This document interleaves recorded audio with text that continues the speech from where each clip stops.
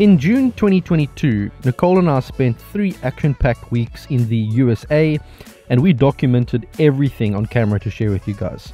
Beginning with our visit to FX USA in North Carolina, where we spent some time setting up some air guns before hopping on a flight to Tennessee to meet up with an awesome group of shooters and personalities, including Ted's Holdover, Shooter 1721, 22 Plinkster, Iraq Veteran 8888, and GRS rifle stocks.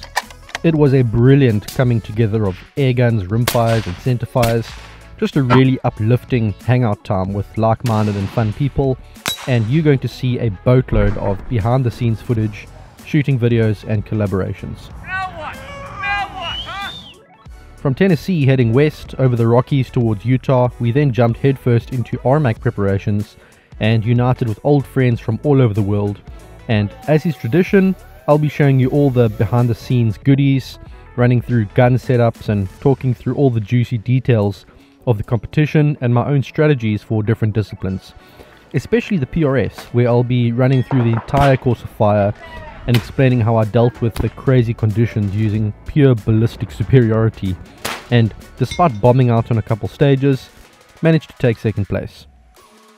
We'll of course cover the speed challenge, the Benchrest, and to wrap it all up, we'll be heading north with Thane and Val Simmons to test out the new 30 caliber javelin slugs on some unsuspecting rock chucks. Man, did we get some awesome Scopecam footage for you of these big old lead pills dropping from the sky, and when the sun goes down, on goes the thermal for some raccoons. It's going to be an action-packed string of uploads over the next few weeks, so buckle in, get the popcorn ready. Matt is in America, and it's going to be a real adventure.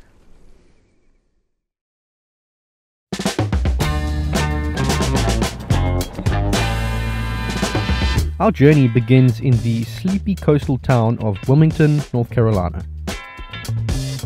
Well, I know my shirt says that I'd rather be hunting, and normally that is the case, but today I'm exactly where I want to be.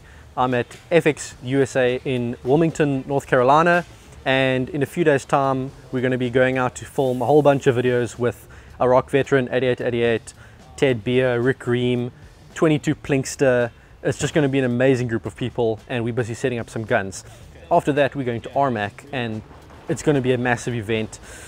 A lot of prize money on the line, and a lot of pressure, and a lot of just fun times ahead of us as well. So we're going to take some time to set up some guns today. We've got a 30 caliber we're setting up for bench. We've got a 22 slug gun we're setting up for PRS, and then we'll also sometime later today probably set up a 30 cal slugger to do some hunting videos with as well. But a lot of work ahead. Let's get it done.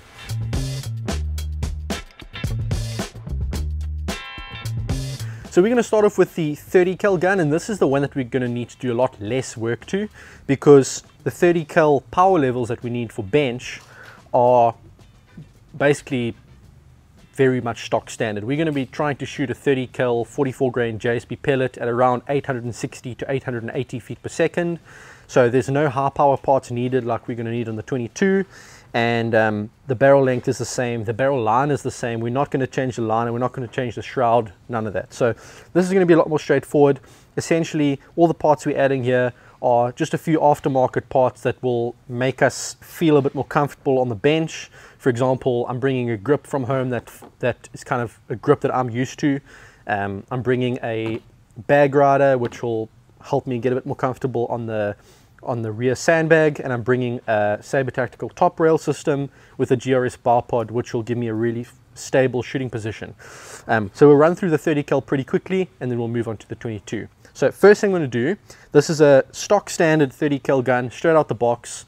I think it arrived here at FX USA from Sweden like a couple weeks ago, has not been touched. So this is a stock standard gun, and the first thing I'm going to do is actually attach a little Atlas Bipod just as a sort of a rest, so we can work on it. So top rail, let's do that first, and pretty straightforward. This comes off, these two screws come off, and the reason we're putting the top rail on is basically to shift the bipod further forward. You'll see in a moment, but this bipod is really cool, and you need something a little bit further forward to actually support it. So Let's get these screws out here. Move that off to the side. And we are going to take Saber top rail, plonk it right on there. These two screws go in the top. This one goes here. And one thing people don't realize is that the way that you mount your rail is really important, because it is possible to kind of move it from one side to another, especially with the stock standard rail. Working for Element Optics, I know that a lot of issues we have from customers where they can't get their windage zeroed properly or set properly is because they've actually mounted their top rail a bit skew and their windage is maxed out. So it's really important when you put this rail on to make sure that there's an even space on both sides of it. But nice thing with the Saber rails, it kind of self-aligns, so you don't need to do a lot of work there. There's that one. And we're going to tighten these two screws down at the back. Now that's nice and tight. Nice thing about this Saber rail as well is that actually you can get one of these clamps that essentially holds the shroud in place. It's not really necessary for 700mm barrel shooting at this sort of lower power, but I'm curious to try it out, so I'm going to pop it in anyway. So I believe I just slide this over here.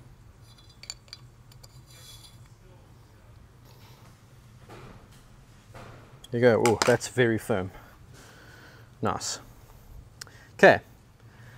Next thing I'm going to do, obviously I want my grip and my cheek piece to feel similar to what I have at home, and recently I've been using this nice laminate stock from Form rifle stocks.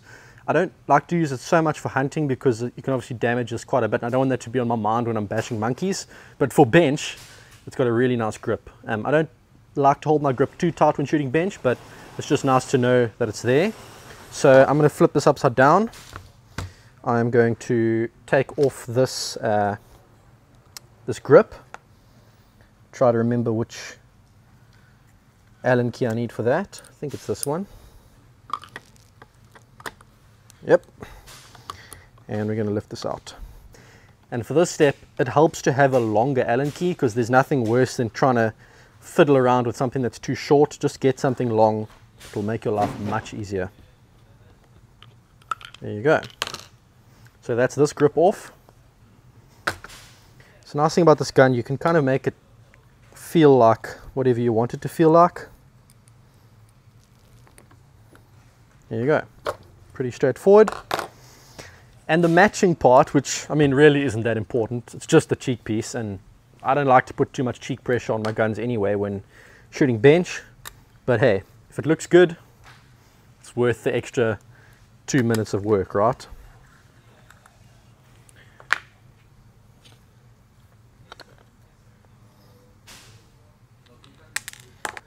Just going to nip it down ever so slightly. And there you go. And then right at the back, for bench, it really helps to have a good bag rider, because obviously your front support comes from your bipod, but your rear support is most likely going to come from a sandbag. And the more surface area you have on that sandbag, so when you squeeze it, it doesn't just sink into the bag, it actually lifts up, the better. And I've been using this for the past few years. This is from PR Systems, I believe they're called, out of the UK. I particularly like this one because it's got my name on it there, Matt Dubber. But this just has a really nice bag rider, and I can kind of adjust it up and down. So instead of trying to play around too much with my bag, I can kind of get it close with this, lock it down, and then from there I can use the bag. So once again, this is pretty straightforward. I'm just going to take off this part that comes standard on the impact. I'm going to pop this in at the back, like so. Might need to loosen some of these screws on the side just to kind of open up this tight gap here. But once that's in, tighten these two screws on the side down.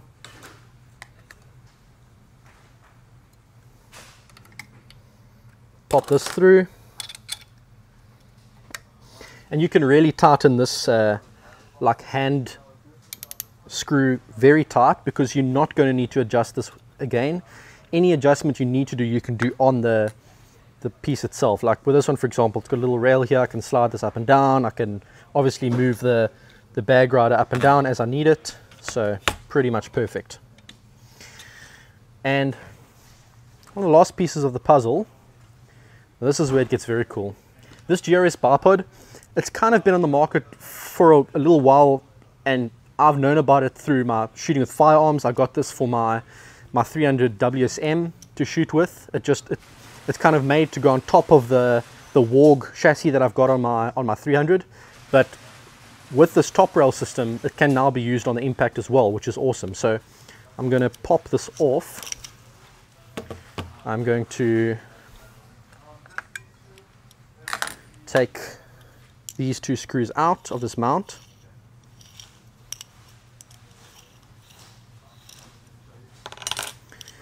And this is a spigot mount, so you can put this on any gun that has a spigot mount, but obviously on a gun like this, you need this adapter. So this goes through here. This goes through here.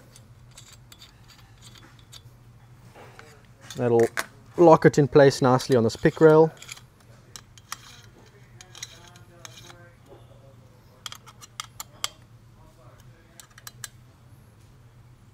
And from there, this slips on.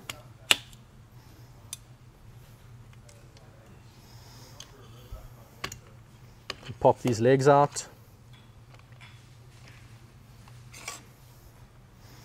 And I can basically get rid of this Atlas Bipod.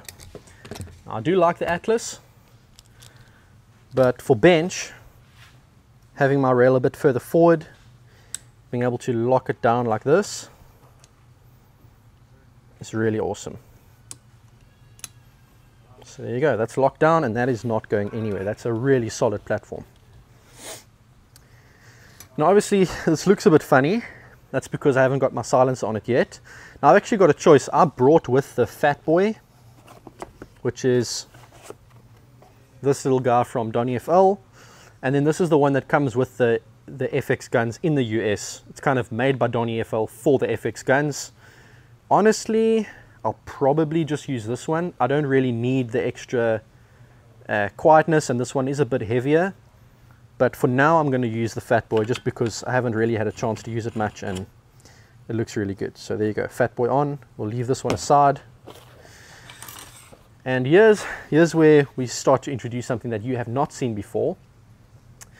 We kind of didn't want to show the world this, but with RMAC being such a big event, hey, we might as well reveal let the cat out the bag. So this is what we've been working on for a good few months. This is the Element Optics Theos. It's a 6-36 by 56 first focal plane with some of the best turrets you'll ever feel. Push button illumination, parallax from 10 meters to infinity, and all kinds of cool features on it, plus one of the coolest colors you'll ever see. But let's not talk about it too much, because obviously this isn't available yet. This is one of the early prototypes, and we're going to just get this fitted here using FX no limit mounts. Now this Saber top rail does have 20 MOA built into it, so we're not going to use the adjustability on these mounts. I just brought these along because with this top rail system you need pretty high mounts to clear this, and the no limit mounts are nice and high, so they kind of fit the bill for this particular build. Now normally with a heavy recoiling rifle you'd want to push these mounts to the forward position, so if you have any recoil, the kind of pick piece in the middle sits butted up against the front and can't go anywhere. But with a low recoiling air rifle, that's not as important. I'm just going to shift this one 2 places forward over there, tighten that down a bit. Now I'm just going to very loosely tighten this down because I still need to level the scope. And I'll do that using a fun little tool I've got here. The main thing is just first and foremost getting the gap in the ring spacing pretty close to perfect. so that the gap is even on both sides of the rings, and making sure your eye relief is correct. And for bench it's kind of less important because you don't need to shoulder it perfectly, but that looks about right to me. Now the last thing I'm going to do is to level this, and the Saber TRS actually has a little level on it, so I'm going to loosen the bipod. I'm going to get that bubble level in the middle, tighten down the bipod, and here's where it gets cool. This Fix-It Sticks kit, which I'll probably link down below, you can buy a leveling wedge, which basically sits on your pick rail like this, and you can pop it beneath the saddle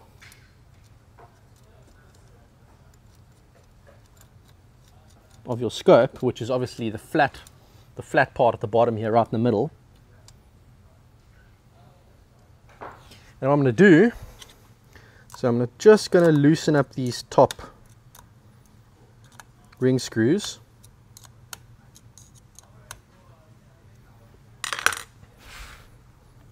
So that this scope can sort of move side to side. And I'm going to take this tool from Fix-It Sticks, going to pop it in the leveling wedge over here, and as I move it up, it's going to press flat against the saddle of the scope, and I can get the scope nice and leveled. So there you go, that's nice and level. And holding pressure on here, I'm going to just start torquing these down little by little on each side.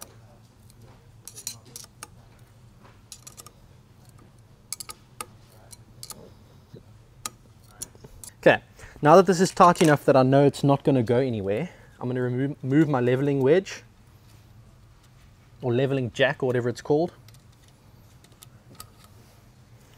Put that away. And this is a torque driver, which also from Fix-It Sticks, which will basically allow me to get the perfect ring torque. Now, I don't know exactly what the torque spec is for these exact FX mounts, but I know for the scope we're going to go sort of 18 to 20, maybe 18 to 22 inch-pounds. So I'm going to go up to about 18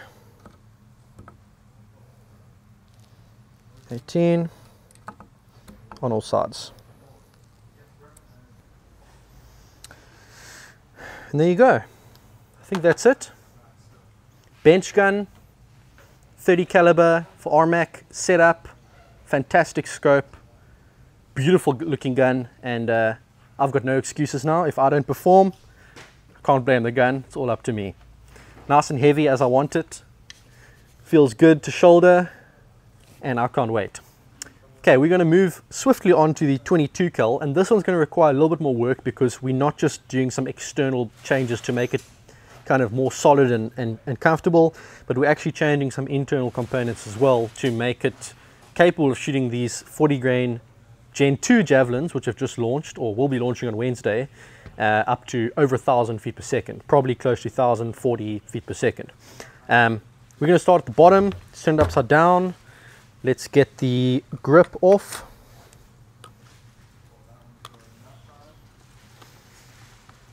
And for this, we're going to be using the rubber ERGO grip, the one that's a bit thicker, because it's one of the few grips that works with the bag rider that we want to use.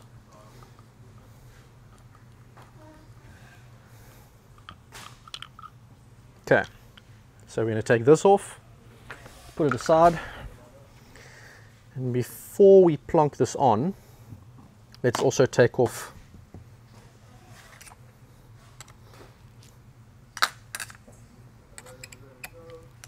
the rail.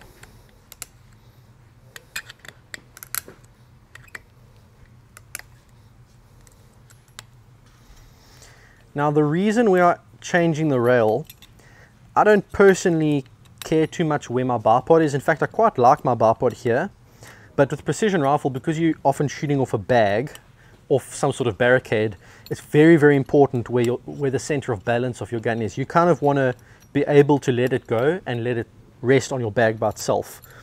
And because the impact is a bullpup, it's pretty back heavy, and we want to shift some of that weight forward. So taking a Saber Tactical rail and putting your bipod further forward kind of allows you to shift that center of balance further to the front without having to really add like weights and stuff to the front like you do on a normal PRS rifle with those M-lock rails where you can add and remove weights.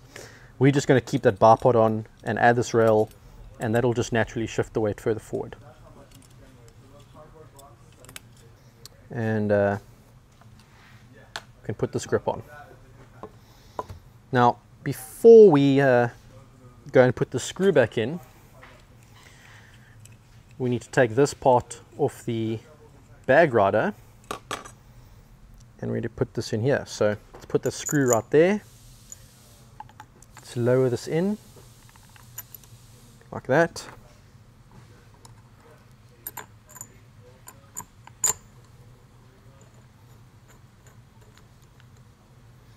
And let's start tightening it down.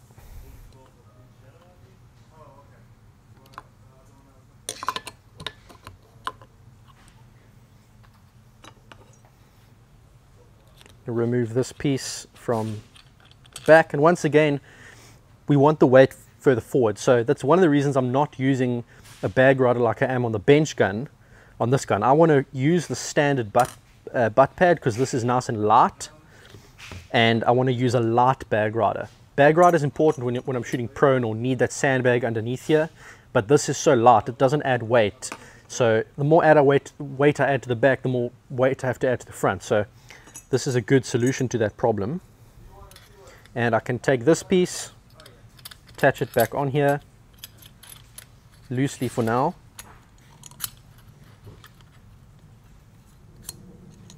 and I can take a screwdriver head from my toolkit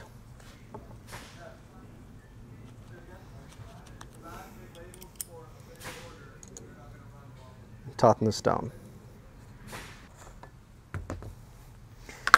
And I'm going to actually pull this into that position to give me some elevation, make that nice and tight. And there you go, that's my bottom side done and dusted. And I can now fit my bipod on the front. I'll adjust that in a moment. Set it up just like that. And as you can see, my balance point, once I put that 800mm barrel on, I want it to be around about here. So we shall achieve that eventually. Okay, what am I going to do on the top? Well, I'm actually going to leave everything as it is, as it is like this. I'm going to have to take off this top rail to access some parts. So let's do that now. And as you can see here, what they've actually done is this barrel clamp that is part of the tensioning system, they've made that a standard part on the impact, which I think is really smart because it's a good thing to have it there in the first place, and it means that if you buy your tensioning kit, you don't have to then install that part. It's already there, and that's awesome. Good foresight by FX on that one. We're going to pop out this barrel because we need to put in that 800mm barrel. So it's just one piece here. I believe these are already loose. No, they're not. So we're going to loosen these ones also on the tensioning nut. You're going to be able to just slide this out, and we'll put this to one side. Okay, what's next? You're going to take off the bottle.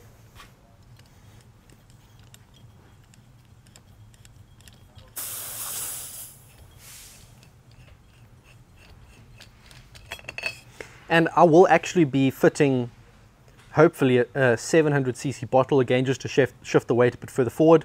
Don't have one right now, but I've requested that Ted brings one for me. Ted, please don't let me down, I need you. And let's quickly let out some air from the regulator just to bleed out the system. Just a quarter turn backwards on the regulator just bleeds out all the air. This makes it safe to work on. In the meantime, I'm going to start backing this out.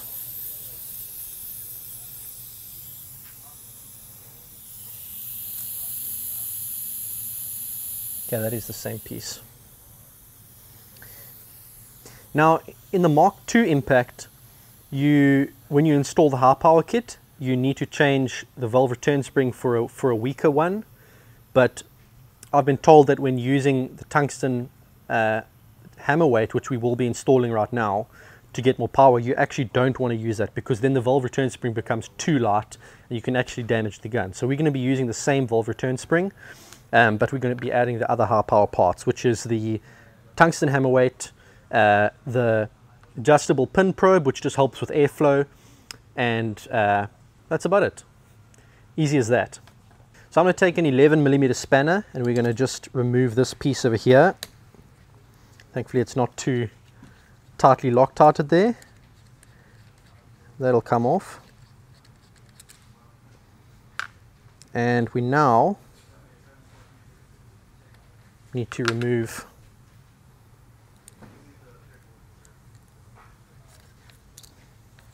this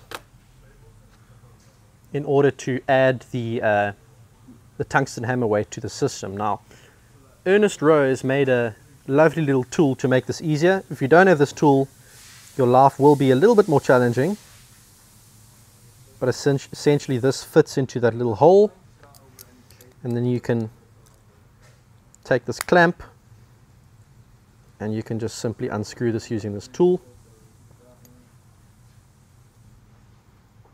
You can do this with two clamps. This just makes it a bit easier. I'm actually just going to go ahead and take off this whole top piece just to make it easier to access this, because the cocking block is actually holding that hammer back.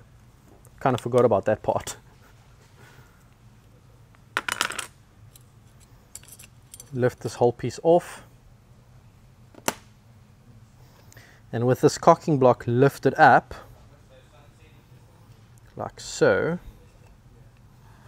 you should be able to get this hammer out.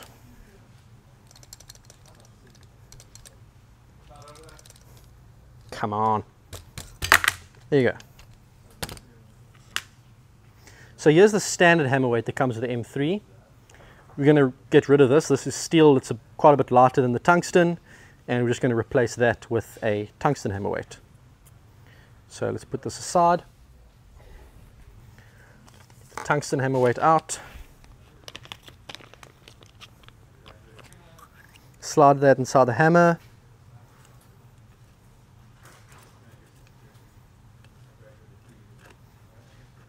In that goes.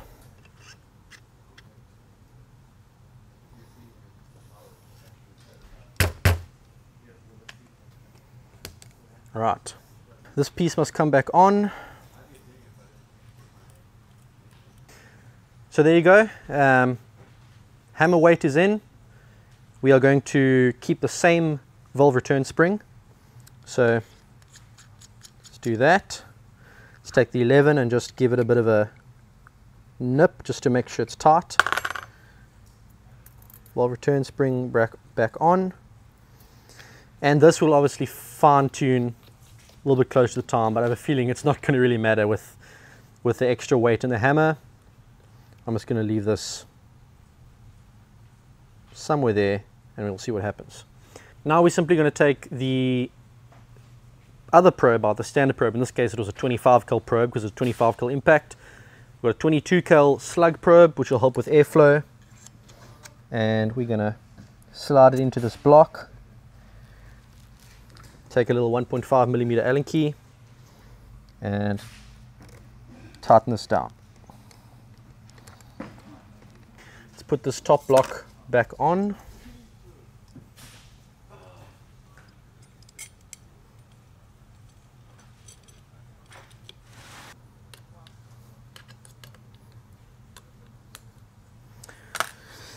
Whew, okay, now that that's all sorted, what's next? Cheekpiece back on. I'm not going to make it too tight. And before we put our top rail on, I'm going to slide our 22 caliber barrel with the Slug Probe side facing down. Remember, this is the 800 barrel. It's going to be a little bit tight here.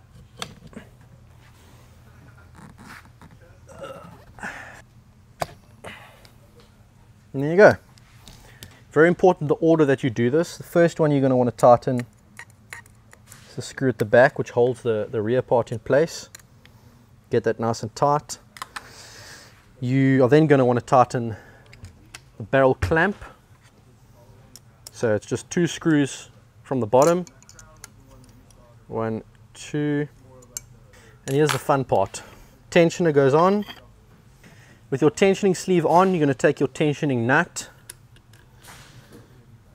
hand tighten it at first, but you will need an 18mm spanner.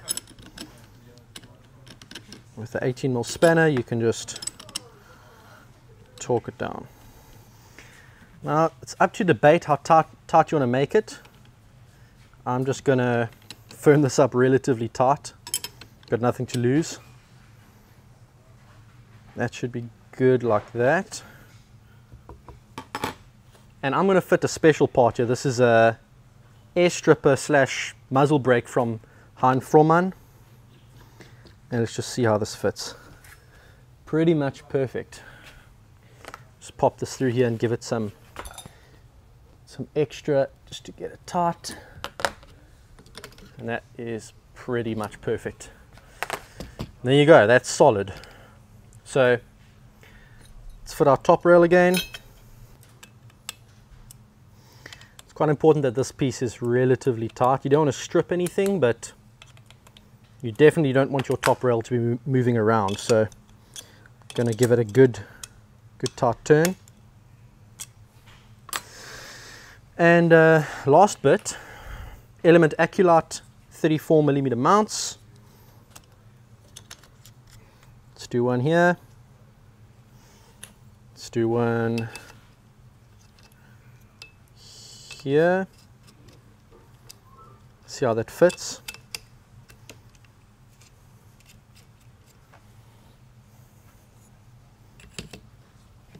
Now, once again, eye relief is really important, and especially for PRS. I'm actually going to shift this forward a little bit.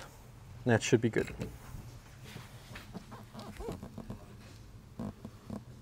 Yep, very nice. And let's skip through this pretty quickly. You know how to mount a scope. Now, as mentioned earlier, I will be wanting to put a 300 bar 700cc bottle on here for balance reasons, if Ted remembers it. But for now, we are going to put this back on like this. And we're going to move on to the next stage, which is tuning all these babies up and getting them shooting where we want them. And obviously we'll start off at the close range, just doing chronograph work, and we'll move out and sort of fine tune a bit later. But that is a beautiful, beautiful PRS setup, pretty well balanced, not too long with the brake on it, and lots of fun to shoot. So let's move on, shall we? The next stop is the 20-yard range, where we'll do our initial tuning and chronograph work, and we load up the magazines with some long, sleek 40-grain javelins. So I've got the gun set up here, tethered to an air tank, which is regulated like 230 bar. First reg is at 230 bar as well, and second reg, which is the most important reg, I've set at about 190 bar, which is the same as what I've got at home. So I'm expecting around 1,030 feet per second. I'm gonna just play around with the hammer spring and with the valve, and just try get it to a point where I'm happy with not only the velocity but also the valve stroke. You know, I don't want it to be overpowered and wasting air, but also don't want it to be slower than necessary. If I can get it a bit faster with the same brake pressure, I'll be very happy. So let's see. I'm going to start off hammer spring setting 1 and valve, yeah, pretty much out. And let's just start playing around and see what we can do.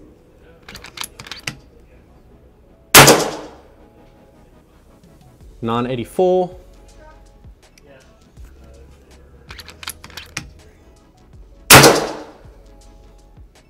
1014. So 1013 is about maxed out, but that doesn't seem quite right.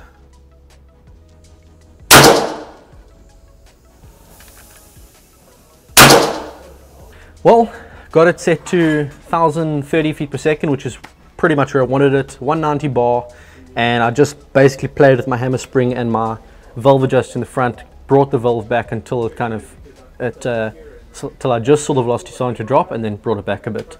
So we're not wasting air. We've got it shooting one hole. Very happy with that, but this is only 20 yards or so. So we'll move out to longer range and just confirm that we're happy, but looking good so far. We've got our 30 caliber here, and I don't think I'm going to need to do too much work on this one because these come set for the factory at pretty much the right velocity. I'm essentially going to just chuck a magazine in with some 30 cal pellets, get it to 860 to 880 feet per second, and that's it, ready for competition. As easy as that.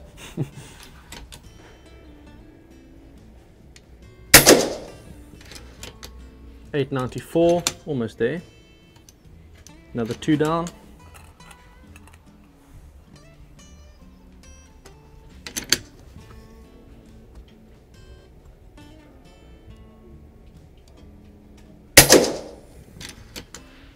$867, happy with that.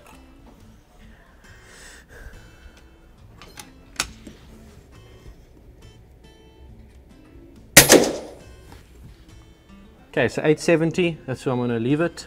I'm going to start just bringing in this valve little by little.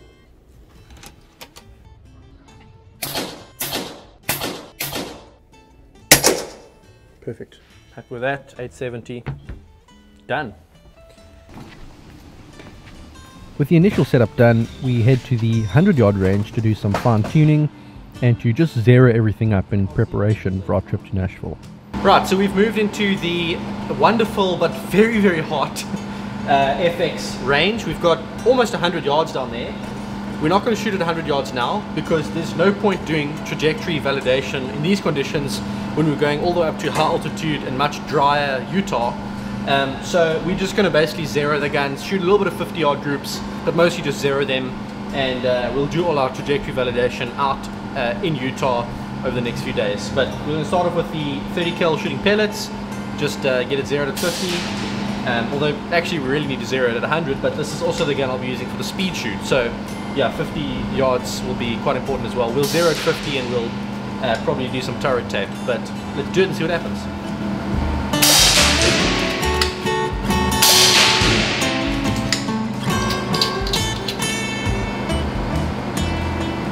So these are early production 64 grain 30 cal slugs. They look really pretty and they shoot even better. So we've got this gun shooting these heavy little guys at around 1,000 feet per second, which is about 143 foot-pounds, just enough to get into the big bore competition.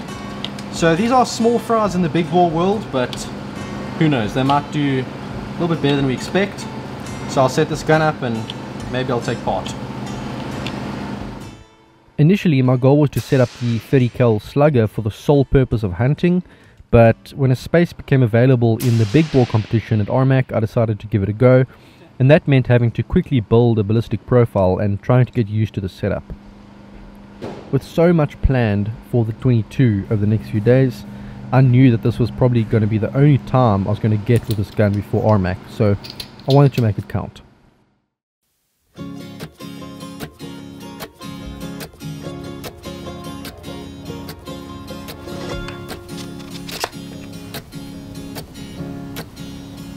So day 2 here at FX USA, and we're just doing some practical things today.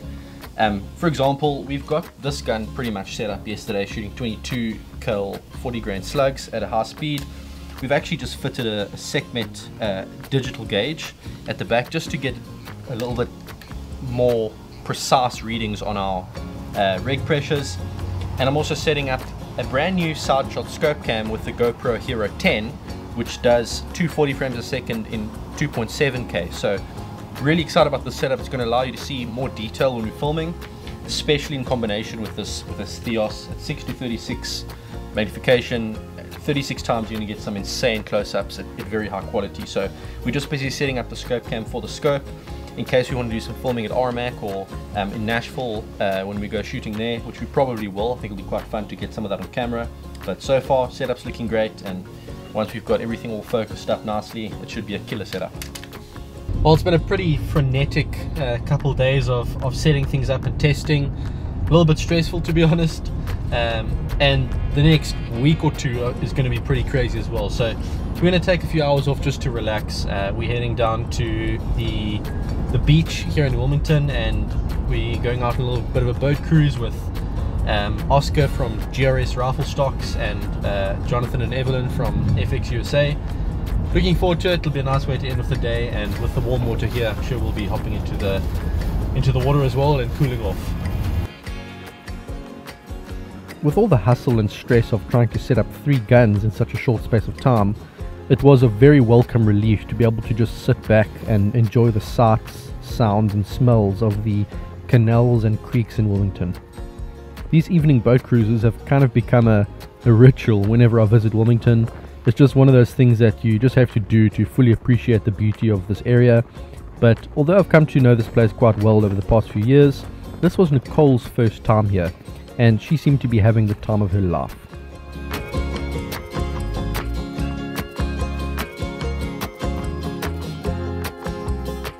We parked off on Masonboro Island and walked across to the beach, a stunning isolated stretch of coast that may not quite be able to compete with the beaches we have in South Africa, but I tell you what, one thing you don't get to see in my country is aircraft like this. With the sun setting and a long day of travel to Nashville coming up the next morning, we hit the hay early. In the next video we'll be hopping across to Tennessee, meeting up with some well-known YouTube personalities and having some classic redneck fun. Make sure to subscribe if you haven't already done so. It will be worth the watch.